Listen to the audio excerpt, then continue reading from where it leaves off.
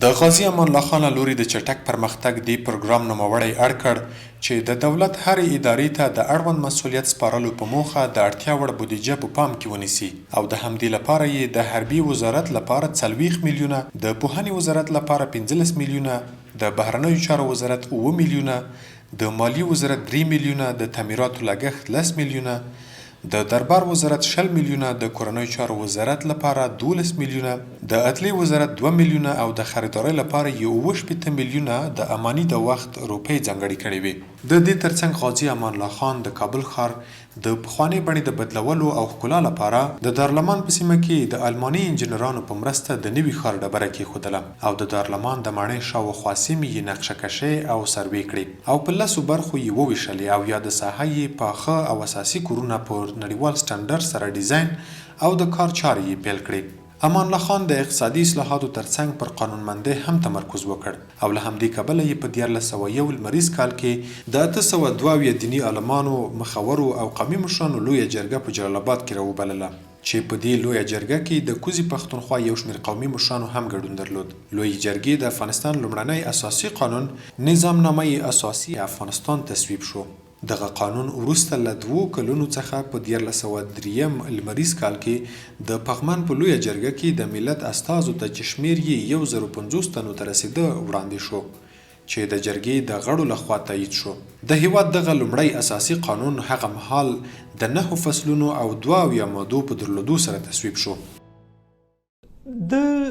په لومړیو کې دا اعلان وکړ چې نور هیڅوک حق نه لري چې په ځینو اشخاصو جبري کار وکړي، بیګار پرې وکړي او یا هم د افغانستان خلک لکه د یوه زندان کلک وساتي، محکوم کړي. هر هغه انسان چې په افغاني ټولنه کې اوسیږي هغه باید زده کړو ته لاسرسی ولري، هغه باید د بیان ازادۍ ته لاسرسی ولري، هغه باید ټولو هغو ابتدایي او نورو بشري حقونو ته لاسرسی ولري کوم چې د نړۍ نورې ټولنې او نور انسانان یې لري. په همدې پار د ډیر فکر دا و چې د افغاني ټولنې عامه ذهن روښانه شي، نو ځکه خو یې سینما راوسته. لومړنۍ سینما په پغمان کې د نصب کړه چې د هغه وخت وزیران او ځینې نور مهم خلک به ورتلل او د حکومت فعالیتونه به یې پکې لیدل. په سیاسي برخه کې غازي امان الله خان د انګریزانو په نیت پوهېدلی و چې نه غواړي له زړه له افغانانو سره ښې اړیکې ولري، نو ځکه یې د هغوی په دوستۍ باور نشو کولی. د دې ترڅنګ د هغو قبایلو خپلول هم ورته خورا مهم وو چې له افغانستان څخه جلا کړی شوي وو او د برېټانوي هند تر تسلیت لاندې وو. امان الله خان او د هغه وخت د بهرنیو چارو وزیر محمود طرزي دواړو کوښښ کوه چې د 2 زبر ځواکونو هیوادونو په منځ کې خپلې ډیپلوماټیکې اړیکې داسې ټینګې کړي چې د افغانستان ملي ګټې پکې خوندي وي. غازي امان الله خان پوهېده چې د دولتي او ټولنیز جوړښت له مخې د شوروي فدرالي روسیې او د سرمایه‌داري رژیمونو ترمنځ بنسټیز سیاسي اختلافات شتون لري، نو ځکه یې شوروي اتحاد ته د دوستۍ لاس اوږد کړ. ایران، ترکیې، جاپان، فرانسې او امریکا ته یې هم ورته پیغامونه د ډیپلوماټیکو اړیکو د ټینګښت په موخه واستول. نوموړي محمد ولی درواز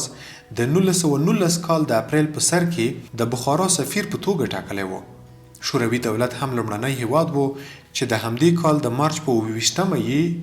د یوې اعلامیې په خپرولو سره د افغانستان خپلواکي په رسمیت وپېژندله. غازي امان الله خان نه یوازې د پنجدې، مروې او یو شمېر نورو سیمو د بیرته ترلاسه کول غوښتل، بلکې د بخارا او خیوي د خپلواکۍ ملاتړ یې هم کوه. غازی امان الله پادشاه افغانستان بود، بسیار اهداف بالا داشت و همچنان سیاست بالا داشت. یگانه خواست سیاسی او این بود که افغانستان به زودترین فرصت در کشورهایی که رده اول و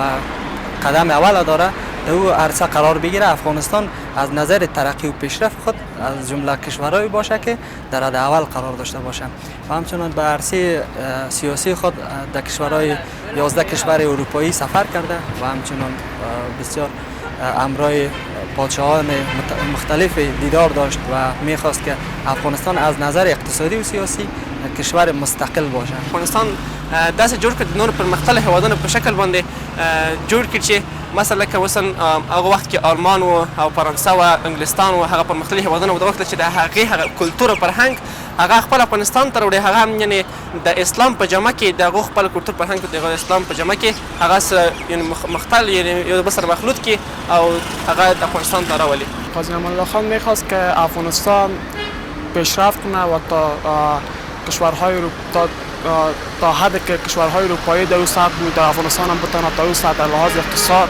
و لحاظ دانش بالا بره. اما بدبختانه که می تحولات که اخیر باعث شد که امان الله خان در اون زمان نتونه به این پیشرفت دست پیدا کنه.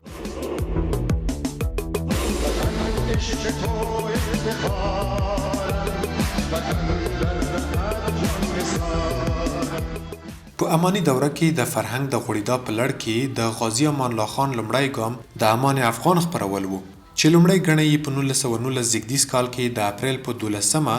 د عبدالهادي داوي په مدیریت خپره شوه. دغې خپرونې د خلکو د ذهنونو په روښانه کولو کې پوره ونډه واخیسته او هیوادوالو ته یې د هیواد د پرمختیا لوری په ګوته کړ. د مطبوعاتو په برخه کې بیا وروسته په لسګونه نورې جریدې او مجلې خپرې شوې او په هر ولایت کې یوې جریدې خپرونې کولې. هغه مهال د ارشاد النسوان په نامه د ښځو یوه ځانګړې خپرونه هم وه او د ښځو په برخه کې ځانګړي مطالب خپرول. خو لکه د پرمختګ دې دورې ته چې خیري شوي وي، په مرکز او سویل ختیځ کې د غازي امان الله خان پر خلاف خوځښتونه پیل شول. دا خوځښتونه د تهدید تر کچې وو او د افغانستان دغه ارمانجن غازي تر لس کلنې واکمنۍ او په هیواد کې دننه له جنجالونو وروسته د 1929 کال د جنورۍ پر 14مه هیواد پرېښود او بیا د 1918 زیږدیز کال د اپریل په 25مه په سویس کې له وفات کېدو وروسته په مرګ له یوه تابوت سره وطن ته راغی او له وصیت سره سم په ننګرهار کې د خپل پلار امیر حبیب الله خان ترڅنګ خاورو ته وسپارل شو.